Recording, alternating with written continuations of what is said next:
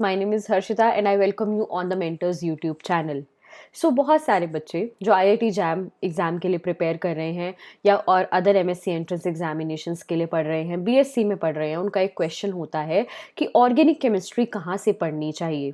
Now एक book जो बहुत इम्पॉर्टेंट है पढ़ना, और वही बुक अगर आप पढ़ लोगे तो आपके सारे एंट्रेंस एग्जाम्स के लिए प्रिपरेशन हो जाएगा, वो है ऑर्गेनिक केमिस्ट्री बाय क्लेडन। बुक बहुत अच्छी है, बहुत यूज़फुल है, बहुत मज़ा आता है पढ़ने में, बट एक प्रॉब्लम है। वो प्रॉब्लम ये है कि बुक के अंदर है 53 चैप्टर्स। बहुत बड़ी बुक है और सारी की सारी बुक जो है वो आप जैम के लिए जितना हमारे पास पढ़ने के लिए टाइम रहता है उसमें कंप्लीट नहीं कर सकते, और इनफैक्ट जैम के लिए पूरी बुक के सारे चैप्टर्स इंपॉर्टेंट नहीं है।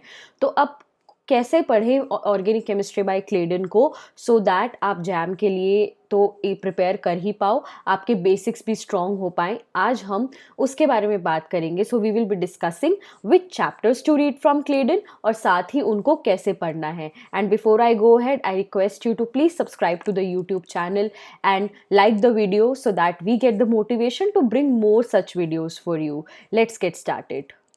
इससे पहले कि हम ये पढ़ना स्टार्ट करें कि कौन से चैप्टर्स पढ़ने हैं, एक क्वेश्चन आता है कि मैम क्या हमें ये बुक बाय करनी चाहिए या फिर पीडीएफ से भी काम चल जाता है। तो इसका सिंपल आंसर ये है कि अगर आप फ़ोन से पढ़ते हो तो फ़ोन में थोड़ी प्रॉब्लम आती है छोटे बुक्स को पढ़ने में फ़ोन से, तो मैं आपको रेकमेंड करूँगी कि आप इसका जो हार्ड कॉपी होती है जो अमेज़ॉन पे अवेलेबल है, मैं वो अमेज़ॉन लिंक डिस्क्रिप्शन में डाल दूँगी, आप वहाँ से पढ़ सकते हो। ठीक है।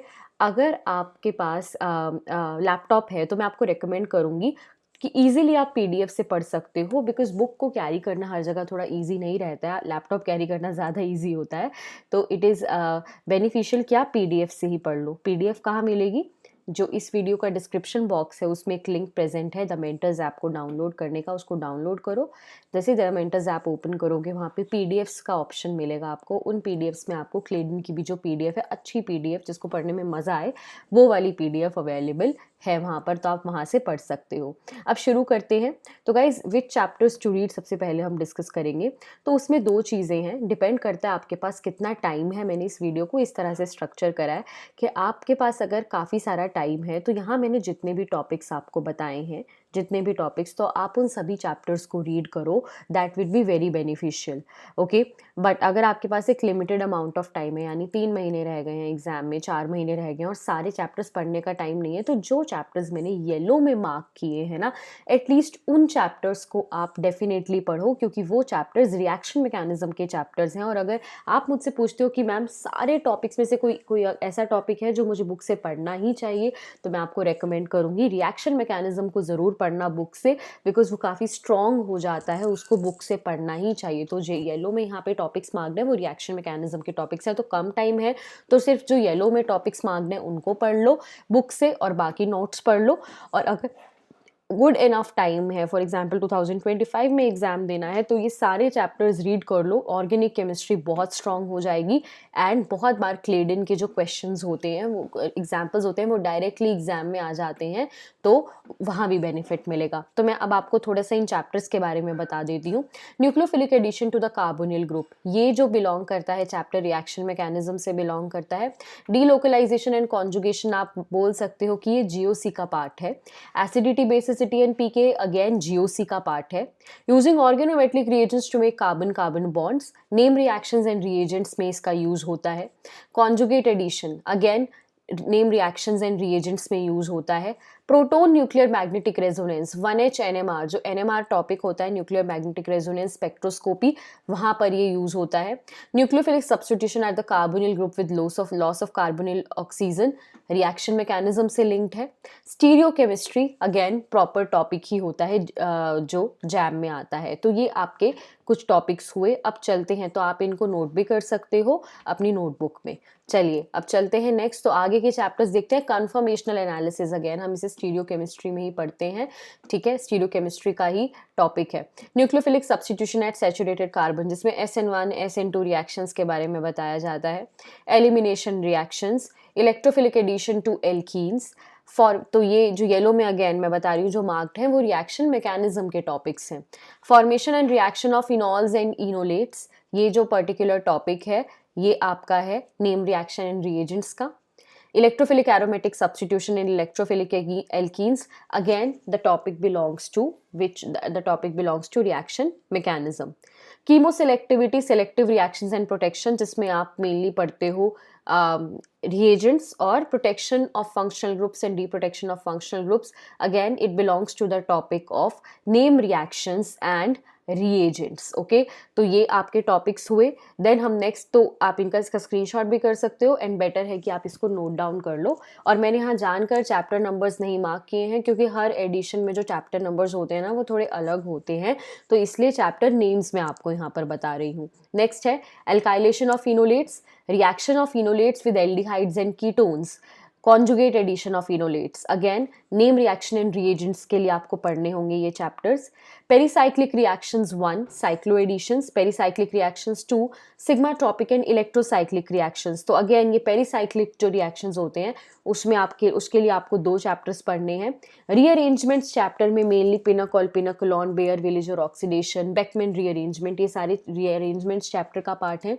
रेडिकल रिएक्शंस में फ्री रेडिकल्स के बारे में आपसे डिस्कस किया गया है. And then synthesis and reactions of carbenes में आपको मिलेंगे कार्बीन्स और उनकी जो नेम रिएक्शंस होती हैं जैसे सिमन स्मिथ रिएक्शन हो गई एंड उल्फ रीअरेंजमेंट, ये सब synthesis and reactions of carbenes में गिवन है.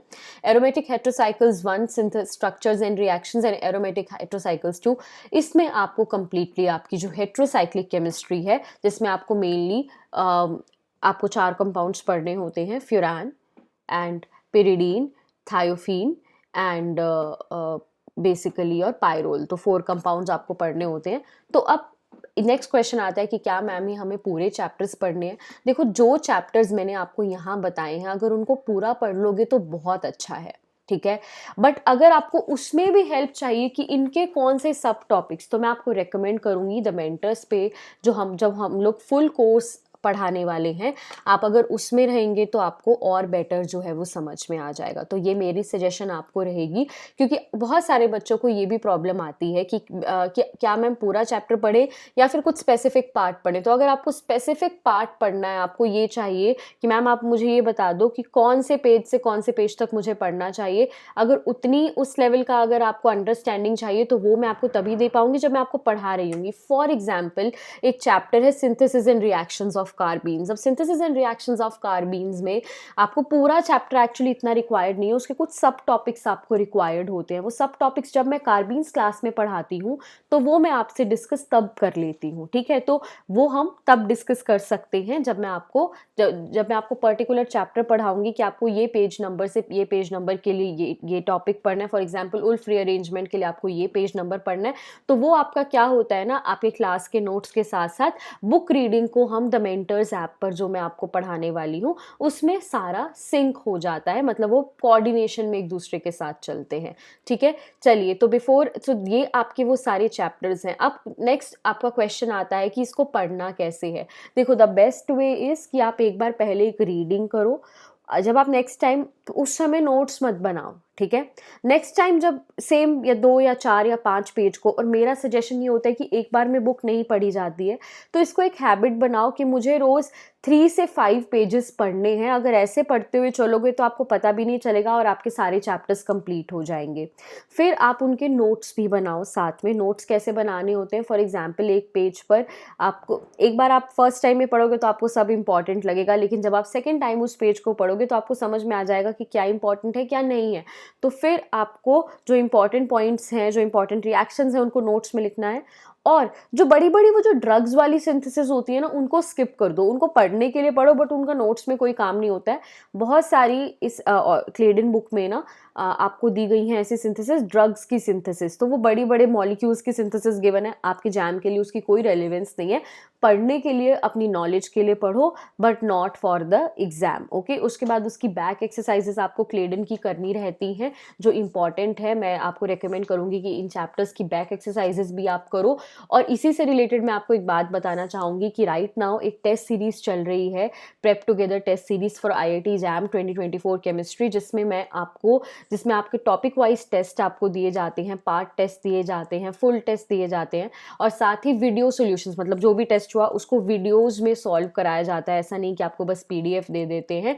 उसमें एक बहुत इंपॉर्टेंट हमने अभी फीचर ऐड किया है कि ऑर्गेनिक के क्वेश्चंस हम चैप्टर वाइज सॉल्व करने वाले हैं। So in case you are looking forward to कि आपको खुद से नहीं समझ में आता है कि क्वेश्चंस कैसे सॉल्व करने हैं, तो मैं आपको चैप्टर वाइज क्लेडन के ऑर्गेनिक के क्वेश्चंस भी डिस्कस करने वाली हूँ on the mentors app in this test series. तो अगर आप आईआईटी जैम 2024 के लिए प्रिपेयर कर रहे हो तो ये टेस्ट सीरीज बाय कर लो। ऑर्गेनिक के क्लेडन के क्वेश्चंस जो इंपॉर्टेंट हैं वो मैं आपको क्लास में ही डिस्कस कर दूंगी द मेंटर्स ऐप पर।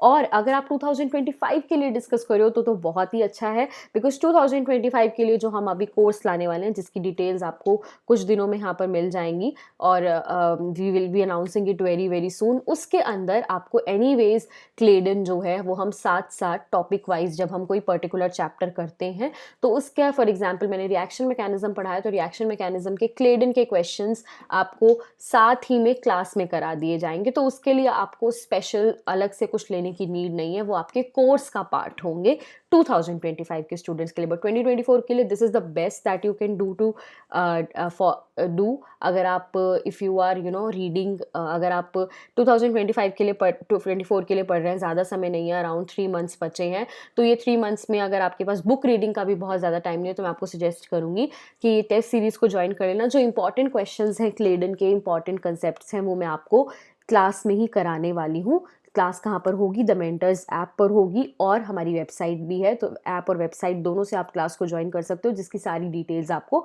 डिस्क्रिप्शन बॉक्स में गिवन है। तो guys this was the video in which I told you कि आपको क्लेडन के कौन कौन से चैप्टर्स पढ़ने रहते हैं, and if you are an aspirant तो ये चैप्टर्स आपको फॉर श्योर पढ़ने चाहिए। कोई भी डाउट हो इसके अलावा तो ज़रूर मुझे कमेंट सेक्शन में बताना, and I will be very happy to tell you more. और अगर आपको if you want to know more about the courses and on the mentors app, या इस टेस्ट सीरीज़ के बारे में जानना है, तो ये नंबर आपकी स्क्रीन पर गिवन है। आप इस नंबर को जो है ना वो इस नंबर पे व्हाट्सएप कर सकते हो और अपनी सारी क्वेरीज को रिजॉल्व कर सकते हो। एंड और कोई वीडियो आपको, अगर इफ़ यू वांट कि और कोई इसी तरह की वीडियो सजेशन आप मुझे देना चाहते हो, या कोई चाहते हो कि किसी पर्टिकुलर टॉपिक पर मैं वीडियो बनाऊं, तो उसका सजेशन भी मुझे आप डिस्क्रिप्शन बॉक्स में दे सकते हो। Thank you so much everyone. I will see you all in the next session very very soon, in the next video very soon.